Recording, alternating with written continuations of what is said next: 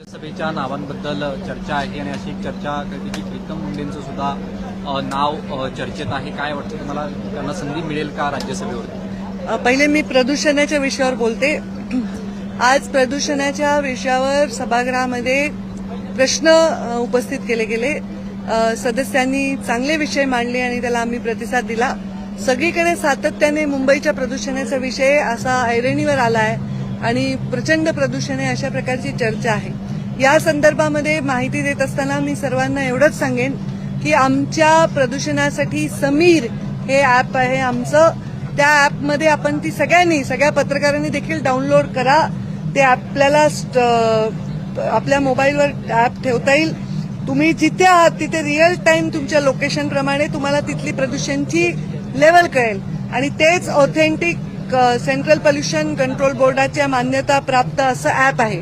बाकी कोणत्याही रिडिंग ज्या आहेत त्या कोणत्याही पुराव्यानिशी लोक सांगतात 600 झालं 500 झालं, तर असं कधीही मुंबईमध्ये झालेलं नाही.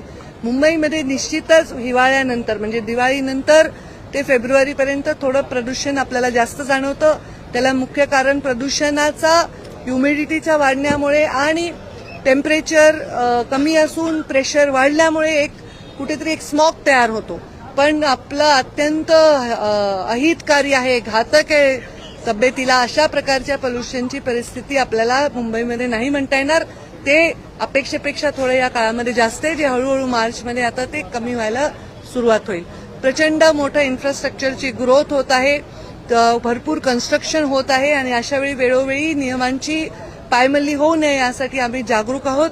मागच्या वर्षीचा या काळामध्ये जे पोल्युशन होतं त्यापेक्षा आता आपलं पोल्युशन कमी आहे.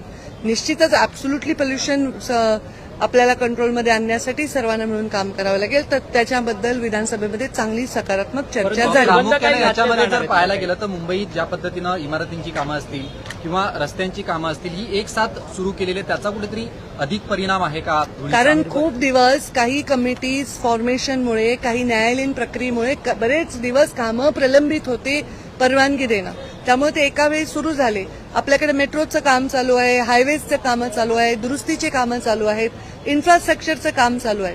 आणि अशा वेळी जर कामामध्ये नियमावली त्यांनी नाही पाळली तर त्या कामाला बंद करण्याचे आदेश सुद्धा आम्ही दिले. जवळपास आम्ही 1700-1800 कामांना बंदीचे शोकॉज नोटीस दाखवून बंदही केले, मग त्यांच्याकडनं कंप्लायन्स करून परत सुरू करायची परवानगी दिली.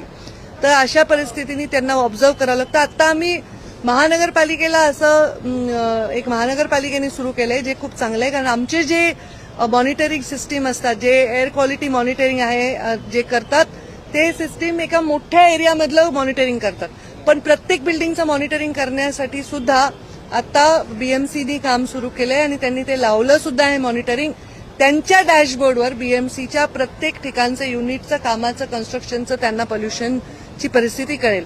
ह्याच्यामध्ये जास्तीत जास्त ह्युमन इंटरफरन्स न करता एआय वापरून क्वालिटी कशी मेंटेन करता येईल आणि खरे रिपोर्ट कसे येतील ह्याच्याकडे आमचा कल आहे.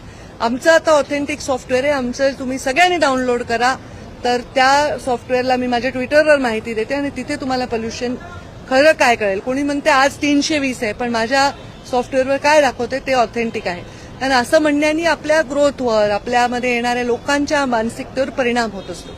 आज आमदारांनी सकारात्मक चर्चा केली आहे आणि त्याला सकारात्मक उत्तर दिली आहे, चांगली चर्चा. पण मुंबई महानगरपालिकेच्या हद्दीत येणारी अनेक रस्त्यांची कामं सुरू आहेत सध्या, परंतु अनेक रस्त्यांची कामं जी आहेत ती विनापरवानगी देखील काढली जाते, तिथचे रस्ते खोदले जातात. यापूर्वी देखील मनसेच्या संदीप देशपांडेंनी या सगळ्या संदर्भात आरोप सुद्धा केलेले होते की कोणत्या तरी कंपनीला आपल्या वायर. आता बीएमसीचा विषय मला आपण विचारू नये, म्हणजे हा विषयच माझा नाही. राज्यसभेच्या बाबतीत प्रीतम मुंडेंचं नाव चर्चेत आहे.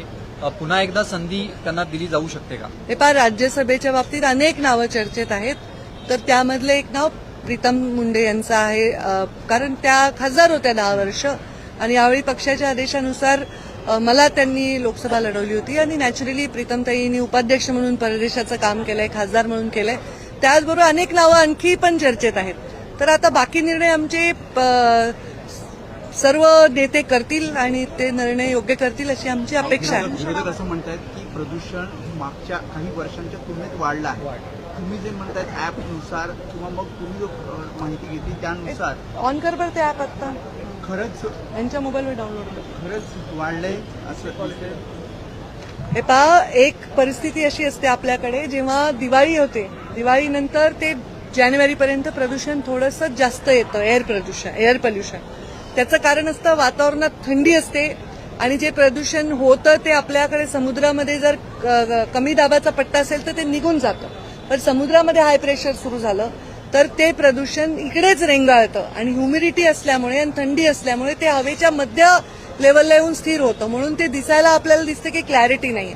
पण जर तुम्ही मेजर केलं तर ते काही म्हणजे माणसाला हानिकारक या कॅटेगरीत जात नाही बऱ्याच अंशी. काही एरियामध्ये जातं, पण मी नाही म्हणणार नाही, कारण प्रदूषण हा विषय असा नाही की आपण जादूची कांडी फिरवली आणि कमी होईल. ते सगळ्यांनी मिळून करायचा विषय आहे आणि वेगवेगळं आहे. जसं ट्रान्सपोर्टेशन आहे, कन्स्ट्रक्शन आहे, इन्फ्रास्ट्रक्चर आहे, या सगळ्या वॉटर पोल्युशन आहे, ह्या सगळ्या गोष्टींना वेगवेगळ्या पद्धतीने हाताळायचं. आणि त्याच्यामध्ये आम्ही फक्त विसल ब्लोअरचं काम करतो, बाकी कामं हे लोकल बॉडीज करतात.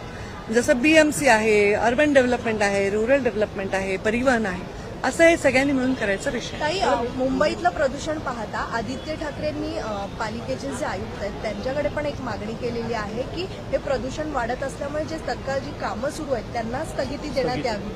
आम्ही अनेक कामांना स्थगिती दिली आहे. ज्यांनी कामाची नियमावली नाही पाळली, म्हणजे प्रदूषण का होतं, कामं होतात म्हणून नाही होत, तर कामाला नियम नाही पाळत. एकदा मी स्वतःच कोस्टल हायवेला नोटीस देऊन बंद पाडलं होतं, कारण त्यांचं उघड्यावर होतं ते सिमेंट आणि ते उडत होतं.